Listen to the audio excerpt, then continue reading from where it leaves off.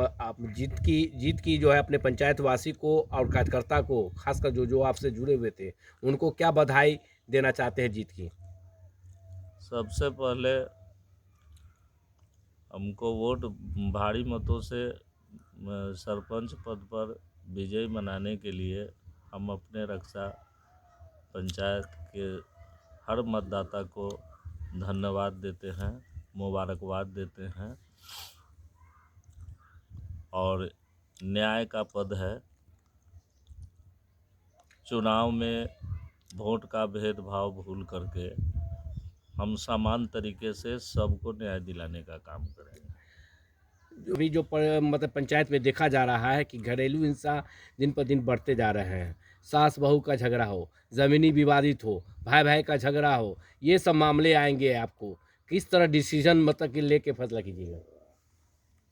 और ग्राम कचहरी जो है उसके माध्यम से जो ग्राम कचहरी में केस आएगा वो ग्राम कचहरी के माध्यम से, जो सामाजिक स्तर पर बुला करके पंचायत करा के आपस में मिलजुल करके हम कोशिश करेंगे कि जितना कम केस ग्राम कचहरी में भी हो सामाजिक स्तर पर ही सलट जाए। ज़्यादा मेरा प्रयास यही रहेगा। सुप्रीम कोर्ट का आदेश आया, पेंडिंग में भी पड़े हुए हैं, तो जो मतलब कि सब जो सुप्रीम कोर्ट का आदेश हुआ तो कोर्ट में ने भी ग्राम कचहरी के द्वारा जो सरपंच अभी जो हैं उनको मतलब कि कहा गया था कि फैसला करने के लिए और उसके करने के लिए, तो इस पर आप किस नज़रिया से इसको देख रहे हैं आप? हमारा मतलब इसको देखते हैं कि कुछ नासमझी के कारण भी, और महिला जो है सो अबला है, महिला को प्रताड़ित किया जाता है। कुछ उनके जो उम, अपने होते हैं या अभिभावक अभिभावक बोलिए, उनकी नासमझी से वो लोग आवेश में आकर के कोर्ट में चले जाते हैं। वो लोग स्थानीय स्तर पर इसको सलटाने का प्रयास नहीं करते हैं।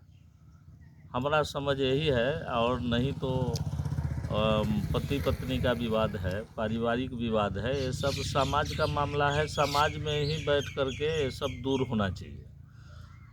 और कुछ कमी तो परिवार से होने पर ही जो है सो ऐसी स्थिति उत्पन्न होती है, और उसको दूर किया जाए। सल्टाने का दूर समय से समझौता करके भी, और समझा करके भी, सामंजस्य बैठा के हम लोग प्रयास करेंगे कि इसको आपस में ही सल्टा दिया जाए। और उन लोगों को भी समझना चाहिए।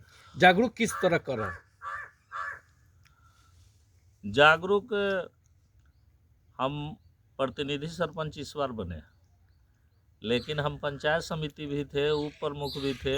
2001 में से ही हम मुखिया का भी चुनाव लड़े थे। दुर्भाग्यवश हम जो है सो 63 वोट से चुनाव हार गए। लेकिन पंचायती के मामले में हम शुरू से करते आ रहे हैं। ये अनुभव मेरा पुराना है। कैसे ये पंचायत को चलाया जाता है, पूरा अनुभव है। पुराना अनुभव है। और समाज के लोग हर छोटे बड़े पंचायत में बुला करके, सरपंच कोई रहे उससे मतलब नहीं है, हर पंचायत में हम जाते आते रहे हैं। और मेरा इस बार चुनाव लड़ने का इरादा नहीं था।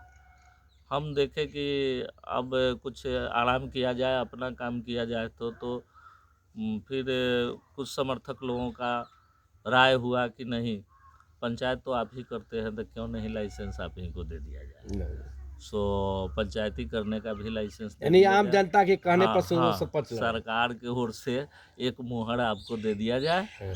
और यही सोच करके हम मन बनाए चुनाव लड़ने का। और लोगों का आशीर्वाद प्यार सब मिला। लोगों के बीच में हम गए हैं, से बहुत अच्छे आदमी हैं, बराबर सुख दुख में साथ देते हैं। कोरोना काल हो, चाहे जो हॉस्पिटल किसी को भेजना हो, बड़ बीमारी हो, इस समय वो खड़े होते हैं। और उनको मतलब कि बहुत से पेशेंट को मतलब कि जो से मेडिकल हो चाहे प्राइवेट डॉक्टर हो, कहीं भी भेजने का काम करते हैं। इस तरह का सोशल एक्टिविटी कब से आया आपको? हमारा सोशल एक्टिविटी 1990 से 1990 से जनता दल से जुड़े हुए हम लोग रहे। उसके बाद सामाजिक जीवन ही जिए। किसी को अपने स्तर से होने वाला है तो अपने स्तर से मदद किए, हमारे स्तर से नहीं होने वाला है तो विधायक के स्तर से, एमपी के स्तर से, मतलब ऊपर तक जाके जो है सो मदद पहुंचाने का काम, किसी के माध्यम से मदद पहुंचाने का काम हम लोग किए। और हम लोगों को कठिनाई नहीं होती थी कि हम लोग जुड़े हुए रहते थे पार्टी के माध्यम से। इसलिए हम लोगों को, चाहे वो मेडिकल कॉलेज का पैरवी हो या सदर का हो या किसी निजी डॉक्टर के यहाँ पैरवी कराना हो, वो सब हम लोगों को, इन लोगों के सहयोग से भी हम लोग जनता को करा देते थे। करा देते हैं।